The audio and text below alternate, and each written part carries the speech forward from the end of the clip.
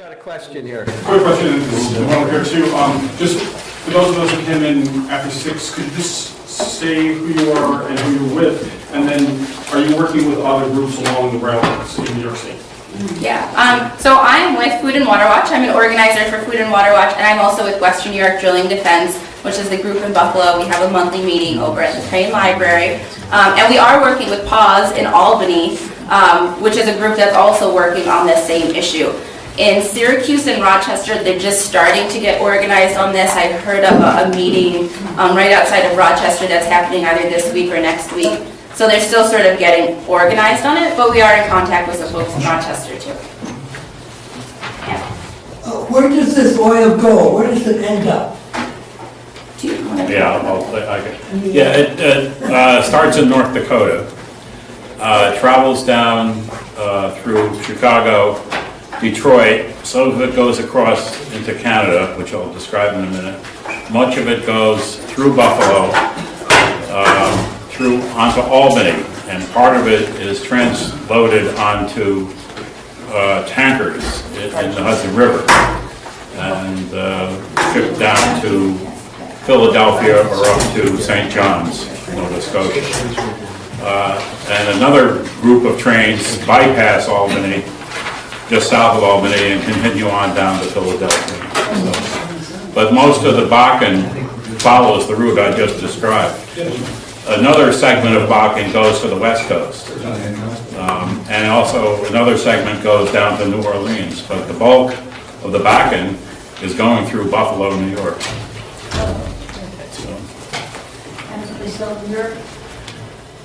I think she had a question here, and then we can go to the other. You mentioned that it was possible to remove some of the explosive gases before shipping. And how costly is that, and what do you do with the explosive gases? What do they do? Burn it, probably. There's a big discussion going on right now. The state of North Dakota passed a law which just came into effect April 1st that they will remove the explosive material such that the vapor pressure of the oil, which vapor pressure corresponds with explosiveness, is reduced to a certain number, 13.3 pounds per square inch. The problem with that is that the town in Lac Megantic, which I will describe here in a minute, the vapor pressure of that oil would have passed North Dakota standards with flying colors, because that had a vapor pressure of 9.6 pounds per square inch. So that would have been fine. So the standards that they're using will force some of the producers in North Dakota to reduce their vapor pressure down to 13.3. It turns out it's only about 10 to 15% of the producers that will be hit by that law. And so it's a way of saying that they're doing something which really, they're essentially saying we'll stop using hydrogen bombs and we'll just use atomic bombs. So, I'm trying to figure out a good corollary with that, but that's not a good corollary. But anyways, that's what they're shipping through is still highly, highly dangerous. So that's the bottom line. Why don't we go ahead, because I think some of the questions Okay. people have will be answered by your presentation and the next one. Anne Marie and I last July visited Lac Megantic, Quebec. A year before, in July of 2013, there was a huge railroad disaster up there where 50 plus cars, tanker cars, cascaded down a mountainside, basically, and rolled into town at 65 miles an hour in an area where they're only supposed to go 13 miles an hour. They made a curve in downtown Lac Megantic, and the train broke apart, and the engines continued on up the other side of the hill, but the Bakken oil, the tankers and the DOT 111 cars, they all derailed. Not all of them, but 90% of them derailed, and holes were punched in a lot of them. And that released thousands of gallons of oil, Bakken crude oil, which was not known to be more dangerous than any other oil that they ever shipped. And there was a huge result, there was huge explosions resulting of that, and as a result of that, and that surprised all the first responders.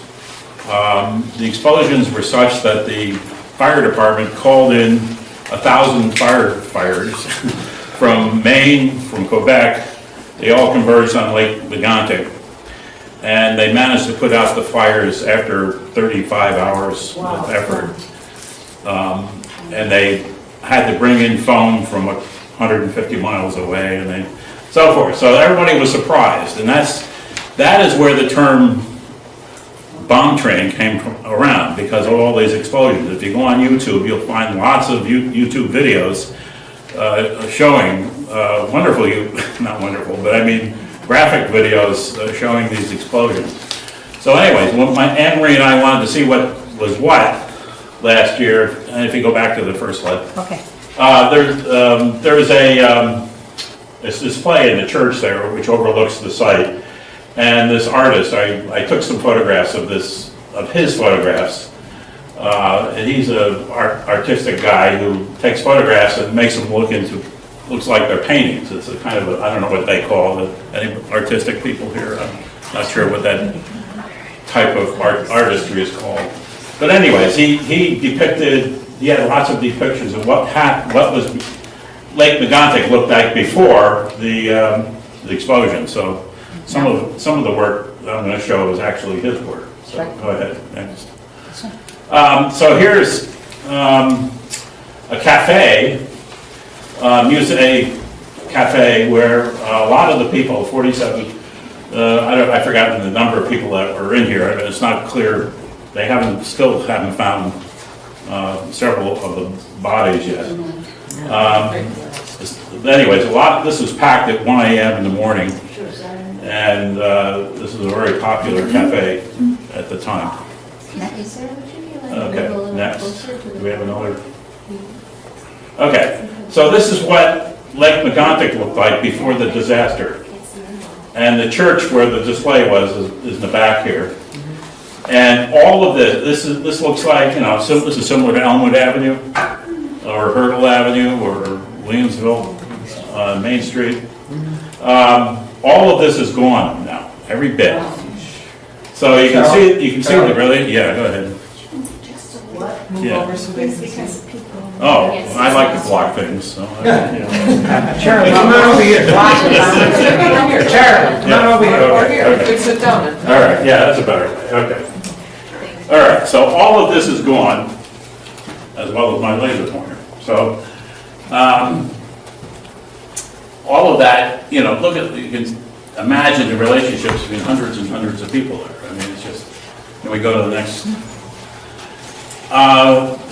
Take a look at this. I'm going to show you what it looks like now from roughly the same vantage point. The Musée Cafe was roughly here, and the train came down here at 65 miles an hour, and there's a bend in the track here, which you'll see in a few minutes. And the Transportation Safety Board of Canada thinks the initial derailment happened right here. And so it happened on a higher plane. So when the tankers were punctured, tens of thousands of gallons of flaming oil went down in this direction. What's the next slide? So this is roughly from the same vantage point where I just showed you. But all of that is gone. When Anne Marie and I visited last July, there's a huge pit. I don't know how deep it is, but I interviewed some people, some residents up there, and they said they're going to continue digging that for another year or two. So that's going to continue down. And I tried to talk to some of these people, but my French was horrendous and their English was just as horrendous, so I couldn't talk with them. Go ahead, next. So here's another. So what they're doing is digging down, and why they dig down? Because you'd think all the oil was burned already. I mean, so it just went up in the atmosphere. That's not true. A huge amount of oil or oil products went down into the ground, permeated down, and Why did it do that? Oil is thick. Well, Bakken oil is not thick. It's sort of like gasoline. The Wall Street Journal claims you can throw it in your car and burn it. So it can get through injectors and things like that. So it's almost like gasoline. So anyway, so that fluid permeated the soil very, very deeply, and they have to dig it out. And so what they do is they fill these trucks out, then they weigh the trucks over here on a scale after they fill them, and they take it off into some place, which I don't know where. Probably Western New York. Yeah, that Lewiston, New York. Yeah, that's okay, next slide.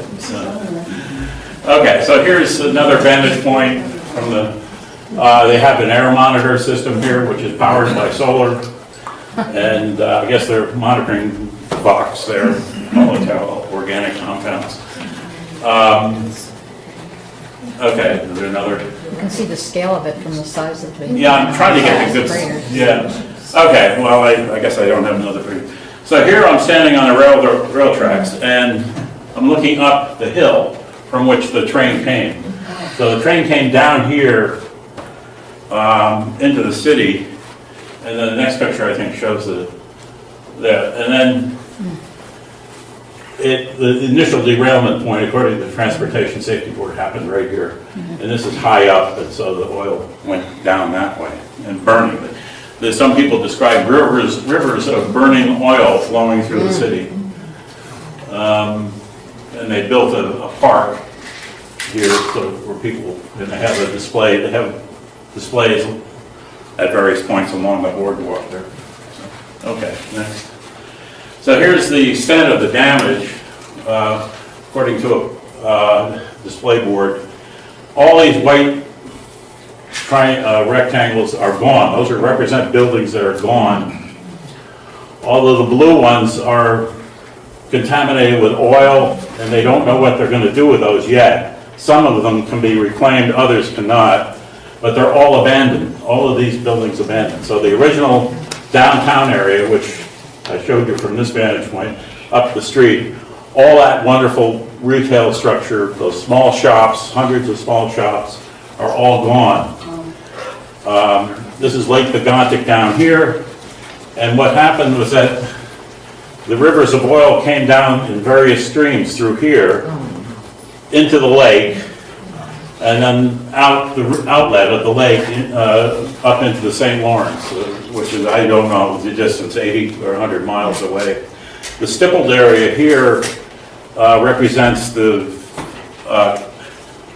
highly contaminated soil of oil droplets or burnt products. So all this area here is all contaminated and will have to be dug out if they're going to return the town to any normality. And so far they spent $200 million doing that. So the next slide. Okay, so I outlined what that area, that stippled area was on Google Earth, and I measured the area, I calculated the area as around 39 acres. And this is where the hole was. This street here, which I showed a picture of, is now gone. This is in several months later, in September of 2014. The street where those trucks are driving is now gone. And so it's hard to get a three-dimensional idea of what's going on here, but it looks like they've expanded the hole across the street and over into a neighboring street. So that digging process, according to the resident I talked to, is expected to continue for another 2 or 3 years, even before they begin reconstruction. So the cleanup is monumental. And the downtown area, some of these businesses are now over in this region. They build they put stores and bars and so forth over in that area, but it has zero character. It has a character of something like a shopping mall in Cheektowaga. But anyway, so the whole town is destroyed in many different ways. What's the next? So if we put 39 acres in the Parkside community here, this would be roughly, it would extend from, you know, I forget what this is called. What's this called? This by your house here. Yeah, the belt line into Delaware Park. So that gives you an idea of the extent of the area that's been contaminated. And this square can be placed anywhere in the United States between North Dakota and New Brunswick, Nova Scotia or Philadelphia.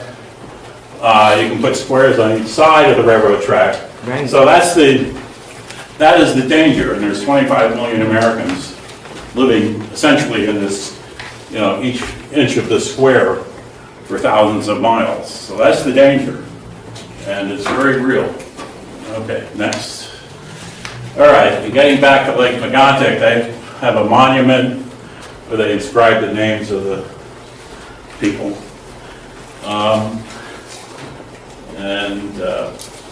Next, I guess. And there's all sorts of remembrances throughout the city there. Next, I guess. So what happened? So here's the Transportation Safety Board report. Here's the website if you want to read. It's a very readable report. It's very straightforward. Very well written. Next, I guess. So in a town called Nance, about 7 miles away up the hill, the train was parked during the night. It came from the west, and this part is about 7 miles from the downtown area where the derailment happened. And what happened was the engineer, there was only one person operating the train, the engineer. And he worked this 10-hour and 15-minute shift, and he parked the train as he did for many, many other times. He's made that trip in the previous 12 months 60 times. He's been an engineer on a train since 1986. Everybody in this room would consider him an expert, so he knew what he was doing. The problem is that the cargo was new, and it had new properties, which no one really realized. And so some of the procedures that they used to park the train were invalid, but they didn't know about that. They parked it on a hill. They parked it on a hill because the train was so long, it was almost a mile long, 4,500 feet or so long. And then the taxi picked him up, and he parked the train. He kept the engine on, and the function of the engine is to keep the brakes on while you're parked. When he left the engine, the taxi picked him up and took him to the motel at 1 a.m. or close to 1 a.m. A fire broke out in the engine. There were 4 other engines also with the train. So, but those were turned. He turned those off, and he only kept that one engine on. And so a fire broke out, and the emergency responders came. They cut off the fuel supply to the engine and put out the fire. The railroad representative came on scene and notified headquarters, the company headquarters, that the fire was out.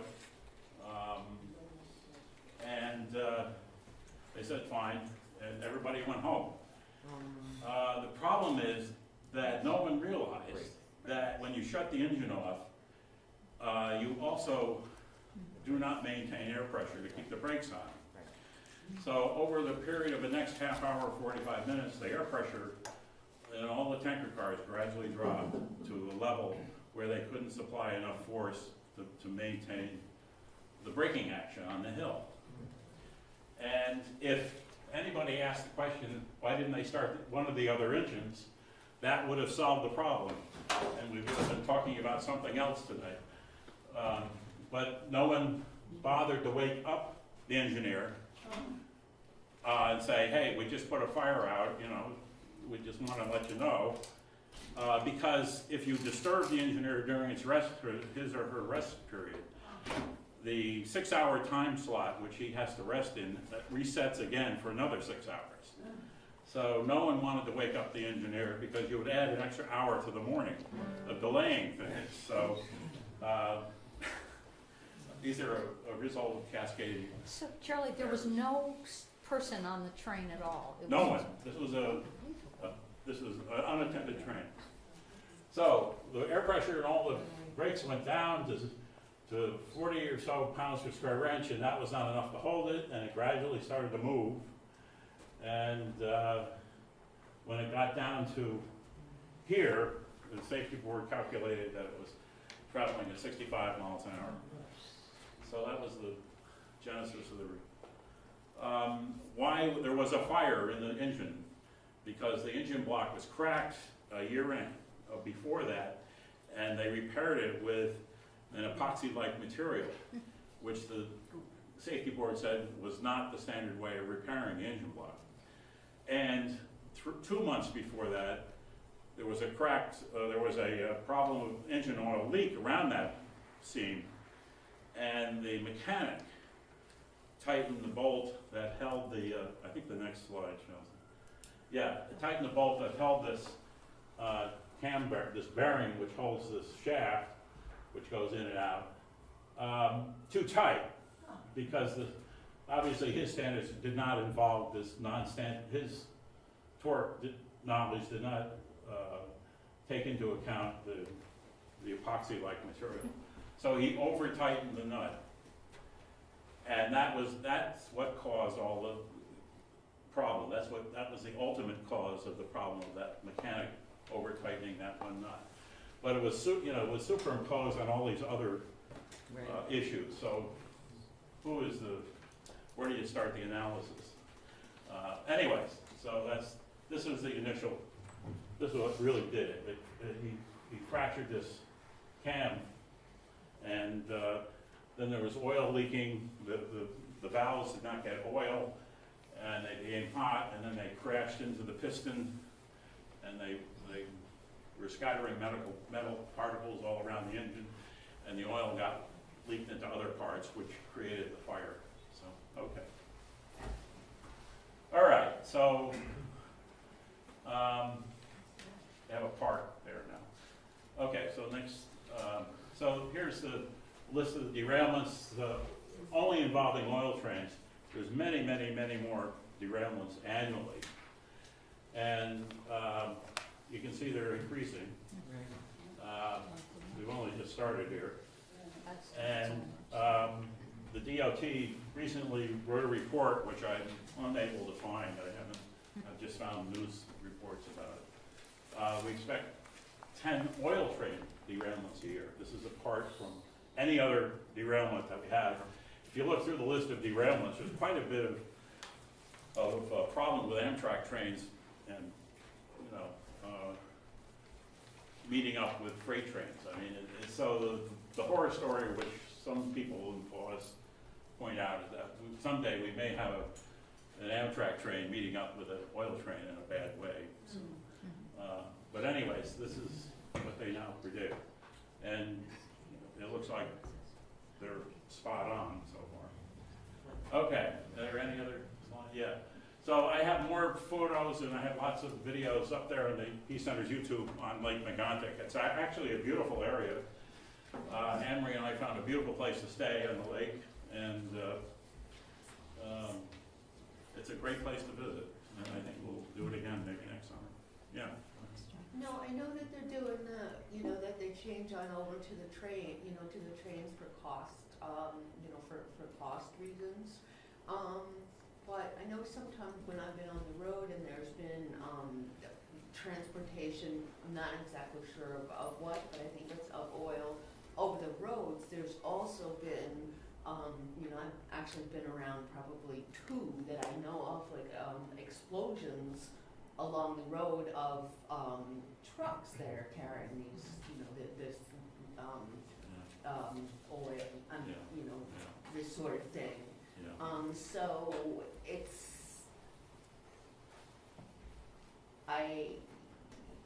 The answer it is, seems like the whole transportation business thing, it doesn't seem like there's any like really decent mechanism for it and in any way, given the state of infrastructure or what? yeah, what well, is- this is yet another reason why we should be heavily investing in renewables. Uh-huh. So we don't need a lot of this stuff. I don't think we'll get rid of all of it, but I think, you know, with 100% renewables, you know, Yeah, I mean, a lot of people are gonna be much safer.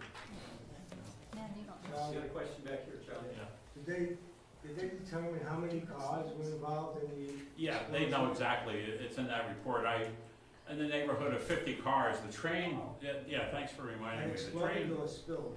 yeah, on the order, around 50 cars spilled, so that's 50 times 30,000 gallons. The train was inspected when it left North Dakota. All the cars were inspected, the braking system. When it passed from Detroit into Canada, the Canadian officials again inspected it in Windsor, and they noted a few minor problems that were fixed. When it got to Montreal, the train was again inspected by officials, and they pulled 5 cars out of it because they said they were unsafe. And then the remainder of the train went down to Lac Megantic. And so they had a sample of oil, which they knew what the properties were in